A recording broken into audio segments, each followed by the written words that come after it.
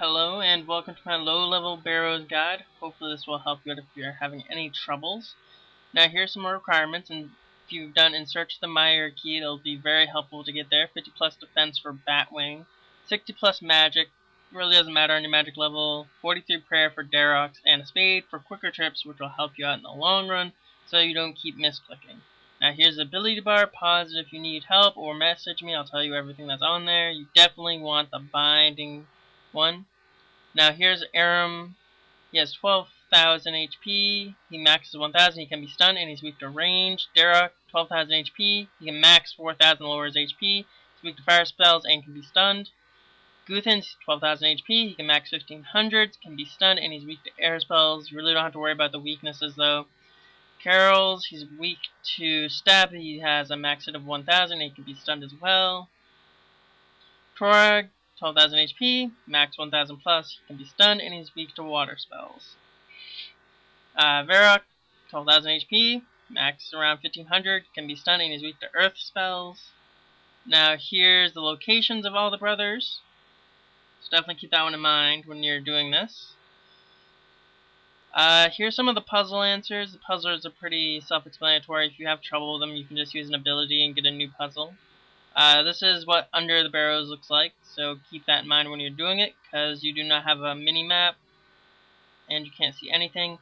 Now, here's my gear. Now, I am using a Gano visor and boots, but that really doesn't change anything, and they're like 200k, it's really cheap.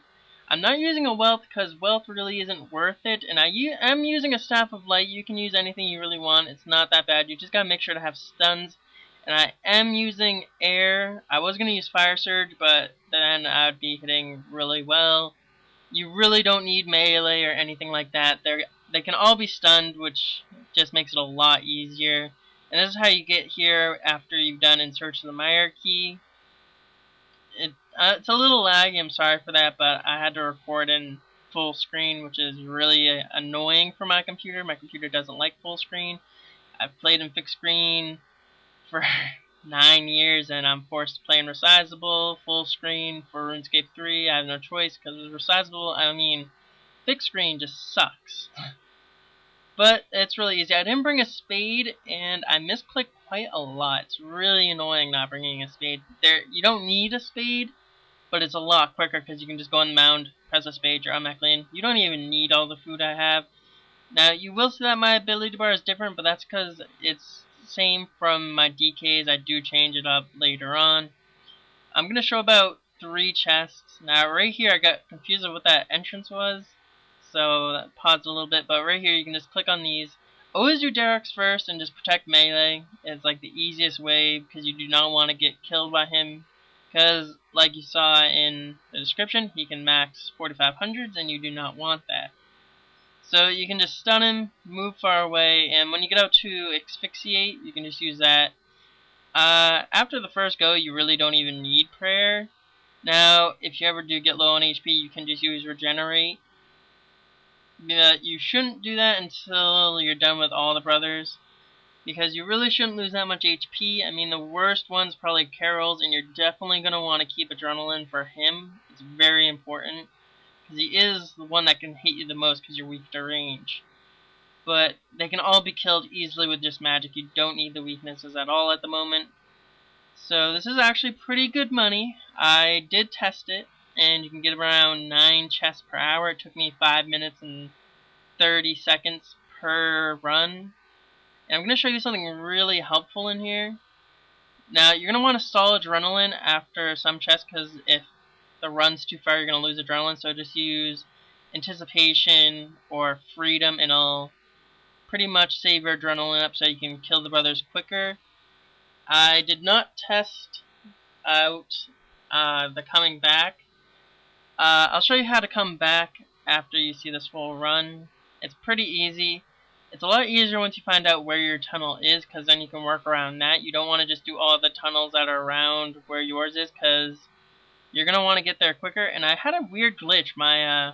As you see in this, my map keeps going all the way down and then all the way up. And it's really annoying. Also, I don't use any boosting prayers just because it's not really needed. And like I said, you can stun all of them, even Karil. so he doesn't really do much damage to you. I did take a lot of damage here, but it's mainly because of that lag factor. And as you see right there, Asphyxiate just destroys him, and then a Wild Magic pretty much takes him out anyways. So you don't really have to worry about him. Really, the worst thing that can happen is getting Dharok as your tunnel, because you don't get the Protect Melee, but you, like I said, you don't really need it. I do get him as my last tunnel, and you see that I kill him quite easily. I mean, since they're all able to be stunned, it's pretty much explanatory. Just stun them once, move back, and you got him. Unless it's Karil's or Ahrim, then you can stand right in front of them, because no matter what, they'll be hitting you. But don't stand in front of these guys, because if you do stun them and you stand in front of them, they can still damage you. So you do not want to do that with Dharok. And as you see right here, while I'm running to my other tunnel, I get full adrenaline, well, not full adrenaline, but I use Regenerate to get my HP back, and I'm at full HP. Now, this is a huge tip of when you go under here. You're going to want to find where the chest room is, and I don't show it right here because I'm going under, because I couldn't really see the room that well from here.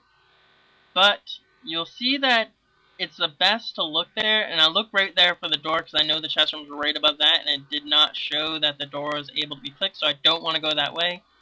And as you can see in Resizable, it's really helpful. I said that the room is not in the north. It is right north of me, though, but it's not in the far north. I'm trying to see the other door, but I couldn't see it, but obviously it was right there, so here's me just doing the puzzle real quick. I did get a little issue, so I just used Anticipation and redid a new puzzle that I knew how to do. And you want to get 8 kill count before you open the chest, because it does increase your chance of a Barrow's item. That is confirmed. A Ring of Wealth does not increase your chance, unless they have changed that, but it is confirmed that it did not. But it does give you, I think, extra runes. And you're always going to want to check under you, just make sure you didn't get any Barrow's item or anything and it's dropped on the floor under you. You can get 3 Barrow's item, but it's really, really rare. You can also get 2. But the drop rate's about 1 in 15, and since you can do 9, you should expect at least 1 item every 2 hours. And items, they're not worth that much except for the wand and the book. The book is over 10 mil. And the wand is 6 to 7 mil, I believe. So that's actually a lot for anyone that's a low level. I will be making a medium level guide if you are curious about that. Don't worry about that. I just wanted to make this one easier so any of those viewers that do watch this can go, oh hey, I'm a low level, what should I do? And also, you're going to want to run back to your rope, so make sure to remember where your rope is located, as that is very important to do, because your rope's going to be the more important part of it. And you also get your adrenaline. Just don't teleport home and then come back and stuff. You get your adrenaline back so you can get a quicker trip. You could probably get around 10, maybe 11, if you get where the rope is really easily. And here I am showing you another view of where to find the door. It's very helpful to do that. If you do that, I can probably guarantee you get at least 10 chests an hour.